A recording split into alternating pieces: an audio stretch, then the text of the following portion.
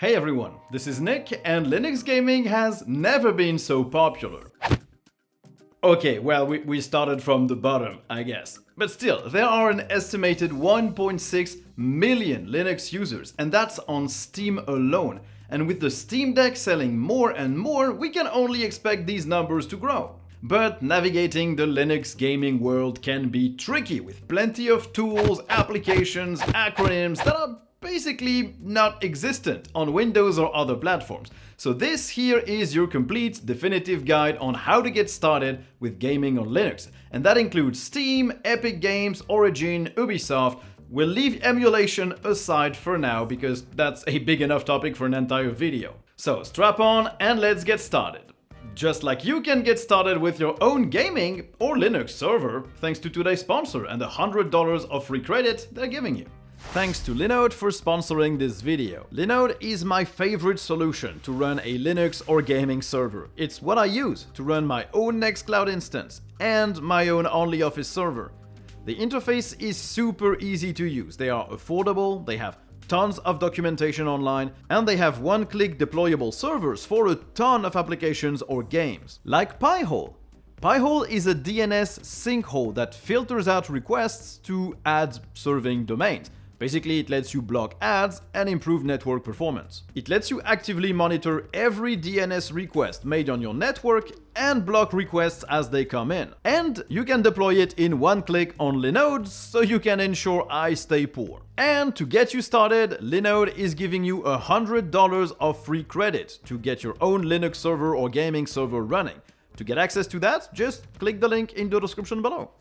Okay, let's start with a quick recap of a few notions related to Linux gaming. Linux has native versions of some games, but it doesn't have that many. Fortunately, it can also run Windows games from any launcher thanks to something called Proton. What Proton does is create for each game a lightweight fake Windows install, which the game talks to. That fake install then translates what the game asks into instructions Linux can understand. Proton uses a bunch of open source libraries, like Wine for the fake Windows installations, or DXVK and VKD3D to translate DirectX 9, 10, 11, and 12 instructions into Vulkan instructions. Vulkan being the graphics API that Linux uses instead of DirectX. Basically, with Proton or Wine or anything that's based on Proton or Wine, you can run Windows games natively on Linux, just like if they were running on Windows. It's not emulation, it's not a virtual machine, they're running natively. Now, some games don't run at all, some games run worse than Windows, and some games run better than on Windows. But don't worry, we'll cover how to check for compatibility a bit later in the video. So Proton is based on Wine, which does the exact same thing, but isn't specifically made for running games. And some people have made variants of Proton, the most notable being GE Proton, which enables more game support but might not be as stable. Also important to note, while Steam has a native client for Linux, other launchers don't. But we have unofficial ones that kinda do a better job than the official launchers, and we have simple ways to run the official launchers as well. So don't worry, you can play games from all your launchers on Linux. Now that this is out of the way, let's get to the basics, as in which Linux distribution should you use and how to get your graphics drivers. If you already use Linux, you know that the distro you pick for gaming doesn't really matter. All the popular distributions have a recent enough kernel and access to everything you need. If this is your first look into Linux though, here's a general rule of thumb. Just pick whatever you want. It really doesn't matter. If you pick something based on Ubuntu, or something based on Arch, or just Ubuntu and Arch, you'll get the most recent kernel versions that you need for gaming, you'll get all the drivers you need, you'll get an easy-to-access store to install all your programs. There's basically no issue here. Just pick whatever looks right to you and whatever you like. As per drivers, all you need to know is that all the drivers you need are already in the Linux kernel. Linux doesn't work like Windows. You don't download drivers separately. Everything is already in the kernel, so when you update your kernel and your distribution, you get newer drivers automatically. It is just way easier than on Windows.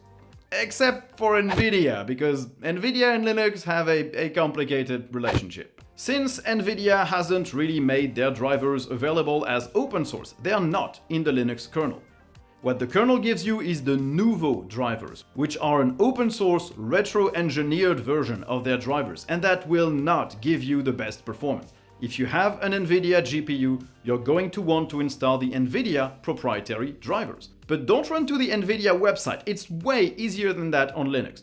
Just open your software store in your Linux distribution and search for NVIDIA. Some distributions handle drivers with a separate graphical tool, like Ubuntu, so you might look for an app called Additional Drivers, but in most cases, it's in the software store. What you'll want to install is the latest version, so the one with the biggest version number. This will support basically any NVIDIA GPU, starting from the old GTX 745 up to the latest and greatest RTX.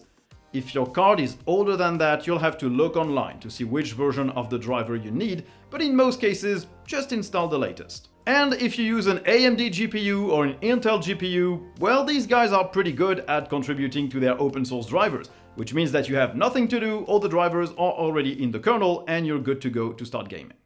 Okay, now if you're like most PC gamers, you'll want Steam. Here again, it's just lying there in your software center. Just search for Steam and install it. You might have multiple choices depending on your distribution, but in my experience, unless your Steam setup is super complex with tons of external libraries on different drives and partitions, you can just grab whichever one. And then Steam runs exactly as it would on Windows. But there are a few things you'll want to do to be able to play every game. Steam on Linux, by default, only lets you install games that have a native Linux version, but it is in fact capable of playing a ton of Windows games. To enable that, you'll need to open Steam's settings and go to the Steamplay tab. You'll want to tick the Enable Steamplay for all other titles checkbox. What does that do? Well, it just lets you use Proton, the thing we already talked about, to run every Windows game as if it was native on Linux. So by ticking that checkbox, you basically have the possibility to run every single game in your Steam library on Linux as long as it's compatible. Of course, there are a few caveats. As with all translation layers, it's not perfect, and some games run better than others, and some don't run at all. Some games run well with a specific version of Proton, that translation layer, and some require a few launch arguments. Okay, if this sounds complicated, don't worry, it's really not. There's a website online called protondb.com. This website has a page for each single Steam game, and on these pages you'll find if the game is supported, how well it runs, and what you need to do to make it run properly. So just head over to protondb.com, search for the game you want, and look at the rating. Platinum means native performance, no issues, and nothing to configure. Gold means it runs really well, but you might have to select a specific Proton version or add a launch argument. Silver means some stuff won't work, like video cutscenes or the multiplayer component, or the performance will be weird with graphical glitches. Bronze is the same but with more issues, and borked means the game won't run at all. Just by looking at user reports that have similar hardware to yours, so in general just the same kind of GPU if it's NVIDIA or AMD, you can get all the tweaks you might need to run the game. If it's a launch argument, you can just add it by right-clicking a game in your library, going to Properties, and pasting that argument in the Launch Options line. If it's a specific version of Proton, you can change that version in the Compatibility tab by ticking the Force the use of a specific version checkbox. Some user reviews there might tell you they used a version of Proton called GE Proton or Proton GE. It's not an official version of Proton, it's made by an individual who's incredibly talented, and it enables more games to be playable at the cost of stability sometimes. So if your game already runs really well with the official Valve-provided version of Proton, keep using that. If the game doesn't run, you can try to use GE Proton. To install this, you can head over to the GE Proton GitHub page. The link is in the description. There, you click on the Releases box, and you can just download the version you need. Generally, the latest is the best. Grab the file that ends in .star.gz. It's an archive, basically like a zip. To install it, quit Steam, then open your Steam folder. On Linux, it's a hidden folder called .steam. The dot is important. In your file manager, just press Ctrl+H to display hidden folders and go to the folder called .steam. If it's not there, it will be in .var/app/com.valvesoftware.steam/.steam. In there, open the folder called Steam, and then you'll want to create a new folder called compatibilitytools.d. Inside of this folder, place the extracted GE Proton version you want to install. And now, when you restart Steam, you'll see this new version in all drop-down lists where you can select the version you want to use. And that's basically it for Steam. Either the game runs immediately because it has a native Linux version or Proton works well, or you need to do some specific tweaks and then you head over to ProtonDB to check the version and the tweaks you need. That's it. Now what about the Epic Games Store? Well, we have an amazing solution here as well. The best one on Linux is using an unofficial client called Heroic. This thing lets you basically do the exact same thing Steam does, which is play each Windows game as if it was native to Linux, thanks to Proton. Now, there are other options that let you install the official Epic Games Store client. The problem is, you'll run it with one single version of Proton or Wine, which means that all the tweaks you apply will apply to all the games, which means that some games that need specific tweaks won't run at all, and some won't run as well as they can. Heroic lets you configure each game individually, which means that you'll get the best experience possible for every one of your games. To install Heroic, either search your software store, or, if it doesn't appear there, head over to their website to grab one of the versions they offer. I recommend the Flatpak version, which is a sandbox, secure packaging format that works on every distribution, except Ubuntu, where you'll have to install Flatpak support first. Look up online how to do this, it's not the point of this guide. Once Heroic is installed, it will ask you to log in with your Epic Games account, so just do that. It then lets you navigate your library and install your games. You can also navigate the Epic Games Store and grab these free games, or change a few settings, like the place where your games will be installed. Each game has its own page, where you have access to various tools, like checking compatibility on ProtonDB to see what you might need to get it running, just like on Steam. Heroic will also auto-detect your installed Proton versions from Steam and let you reuse them, although they call it Wine version instead of Proton version, Wine being the tool Proton is based on. For each game you can set that Proton version, and you have access to a few more tools like FSR, which we'll discuss later. In the Other tab, you can enable a few things as well, like using the dedicated GPU to run the game if you're on a hybrid graphics laptop, or adding variables and game arguments, just like we talked about on Steam. Heroic is basically a better Epic Games Store client than the official Epic Games Store client, and I highly recommend it if you want to start gaming on Linux with your Epic Games games. Don't install the official Epic Games Store client, because Heroic will let you configure a lot more stuff, and the performance will be much better as a result.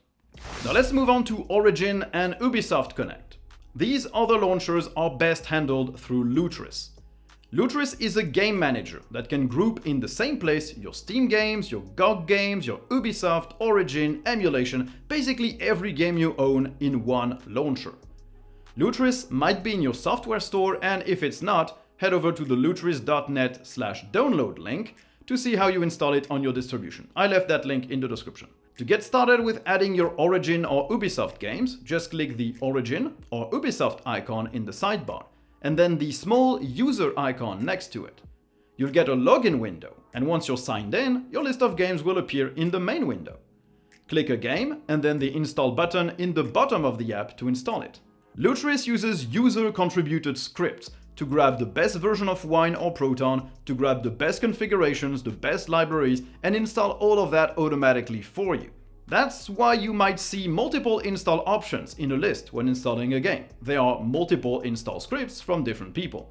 Just read the description for each and pick the one that seems the most relevant to your game or your use of the game. Lutris will start by installing the Windows launcher for Origin or Ubisoft first, and then will let you install the game. It might display installers and require you to click a few buttons to install everything, and then it will open the Windows client for Origin or Ubisoft Connect to run the game. Note that Lutris can also do that for your Epic Games Store games, but I personally prefer to use Heroic as I find the interface better and the performance is also a bit better on Heroic in my experience. And since it's Linux gaming, you also get a ton of options to configure your games there. You can change the Wine or Proton version, you can enable support for anti-cheat if that's needed, you can enable FSR or launch arguments. I'll address some of these later in the video. Note that Lutris can also be used to install a lot of games that aren't using any launcher, Just click the main menu, then Add Games, then search Lutris and look up the name of your game. You might be able to find an install script there that lets you play it. Then we have battle.net. This one doesn't have an unofficial client and doesn't have easy integrations like what Lutris offers, but you can still install it easily through Lutris itself. Just click the main menu and then Add Game. Click Search Lutris and then type battle.net and then click Install and follow the prompts. Once Lutris is done installing, you'll be able to start the battle.net launcher from it, just like any other game, and install and run your Blizzard titles from it, just like on Windows. Now here you can't configure every single one of your games individually, but in my experience playing StarCraft 2, Diablo 2 Remastered, Diablo 3, they all ran extremely well with the default Lutris settings. I didn't need to change anything. For GOG, you can just use the Heroic Games launcher I already mentioned. It supports using your GOG account by clicking on the Manage Accounts button in the sidebar, and works just like you would expect, with your library showing up and the ability to install native Linux games as well as Windows ones using Proton, just like for the Epic Games Store. Now here you get the exact same options and tweaks that Heroic also has for the Epic Games Store, so I won't spend too much time on this. Just remember, you install the game, you check for compatibility on ProtonDB, you apply any tweaks that are needed, and you play. Okay, now let's take a look at a simple tool you might want to use to improve your Linux gaming experience.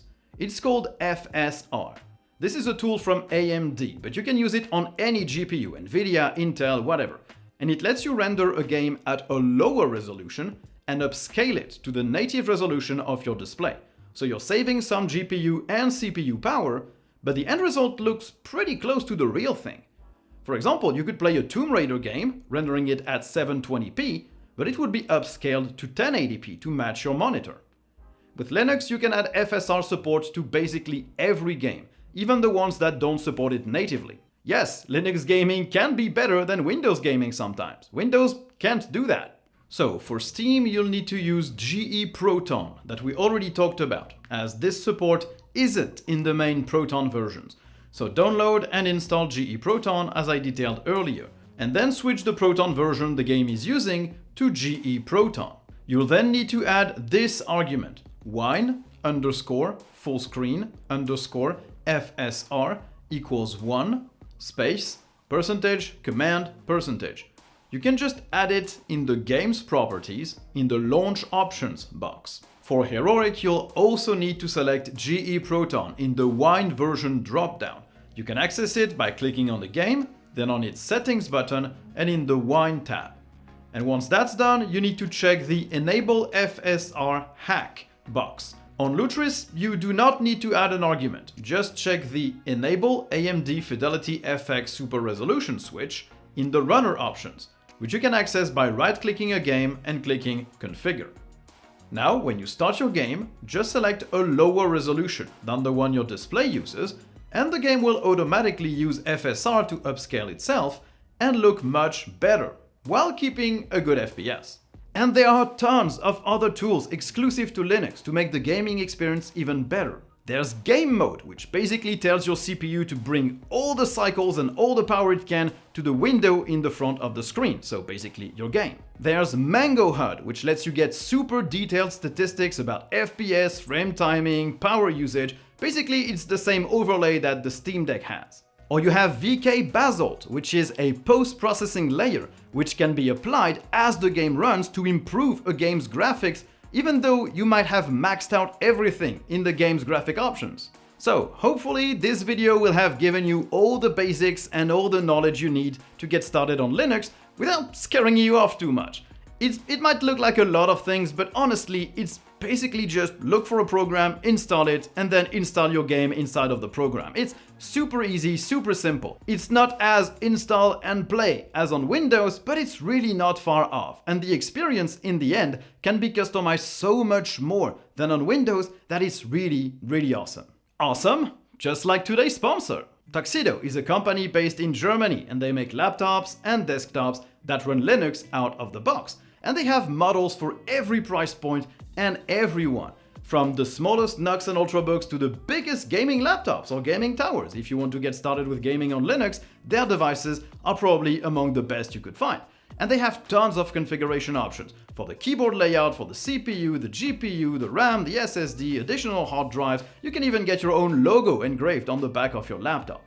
Their products are really cool. And you can install any Linux distribution you want. They provide a choice of some very popular one, but if you want to try something else, it's gonna work because the hardware just supports Linux well. So if you need a new device and you want to use Linux and make sure that your device can support it perfectly, head over to the link in the description below, click it, and get yourself a Tuxedo laptop or desktop. They're really amazing.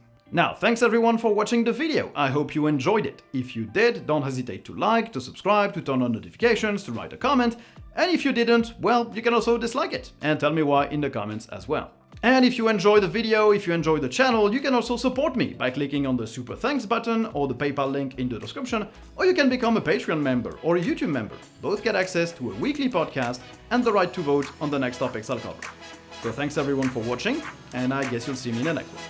Bye!